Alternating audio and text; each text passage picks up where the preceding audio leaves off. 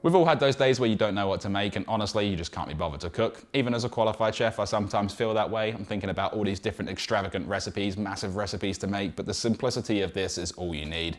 The pasta I'm using is spaghetti. We're going to need some basil leaves, dried oregano, garlic cloves, onion, salt, pepper and oil, balsamic vinegar, which you can use red wine vinegar instead, and some canned tomatoes. You can also balance this out with some sugar, but there is a whole wide range of ingredients you can use to this and add whatever you want. Let's get straight into it. Please sit back, relax, and enjoy.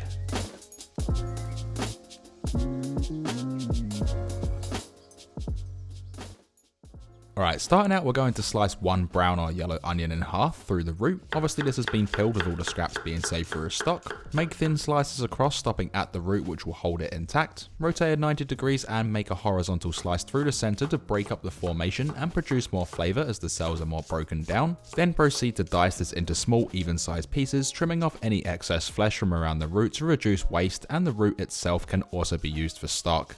Next, thinly slice or mince 3 cloves of freshly peeled garlic, and just like the onion, the more it's broken down, the more flavour is produced.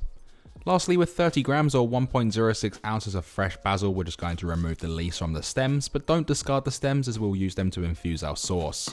As for the basil leaves, depending on what you prefer, you can chop or tear this up by hand, and I always get comments saying not to chop this as it will bruise it, but if your knife is razor sharp, that's not the case. Plus this knife is brand new, I've never used it before, so I wanted to try it out, but just do what you prefer, and that's what cooking is all about. Now this dish takes as long as it takes to cook pasta, so place a pot of water over high heat, allowing it to come to a boil, then add in 400 grams or 14.1 ounces of pasta of your choice, with myself using spaghetti. If using a long strand pasta, then let it sit for about 20 to 30 seconds before twisting it in and cook for 1 minute less than the packet instructions, giving it the occasional mix. Whilst that's doing its thing, place a large high-rimmed pan over medium-high heat. Once hot, pour in 1 tablespoon or 20 milliliters of olive oil, add in the diced onion and saute whilst mixing regularly for about 3 to 4 minutes, just until it's lightly golden and starting to become translucent.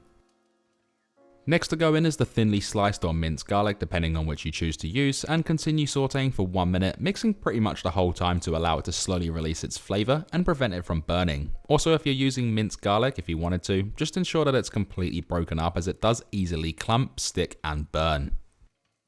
With that done, add in 1 tablespoon or 20 milliliters of balsamic or red wine vinegar to add some sweetness and acidity, and follow that up with 2 cans of diced or crushed tomatoes to create our sauce, and 2 teaspoons or 4 grams of dried oregano to add a fragrant, slight minty freshness.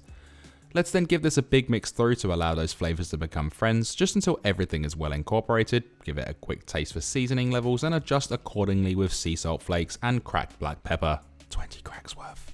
You can also add sugar to taste if you wanted to balance out the acidity levels a bit more, but that is completely up to you. And with that done, mix the seasoning through well, tasting the sauce along the way as it develops.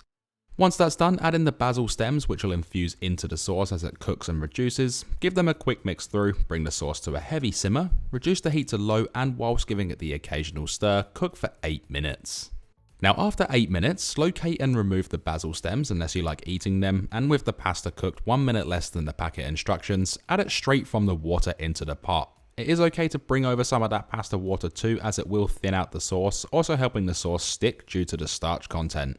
Before mixing, also chuck in the chopped or torn basil leaves, then get in there nice and deep like, and twist this all together, making sure the basil is completely mixed through and the pasta is looking saucy. Then check and adjust seasoning levels one last time and remove from the stovetop. We can then serve this up however you like, in bowls, plates or whatever you're into, stacking it nice and high. Garnish it with some chiffonaded basil leaves, which is thinly sliced. Grate over some fresh Parmesan cheese and hit it up with some cracked black pepper. Use however much you want. This then leaves us with this quick, easy and absolutely delicious go-to tomato and basil pasta that's also incredibly cheap to make, and the best thing that's then left to do is we can then dig in. Also, please consider subscribing, liking and hitting that bell notification.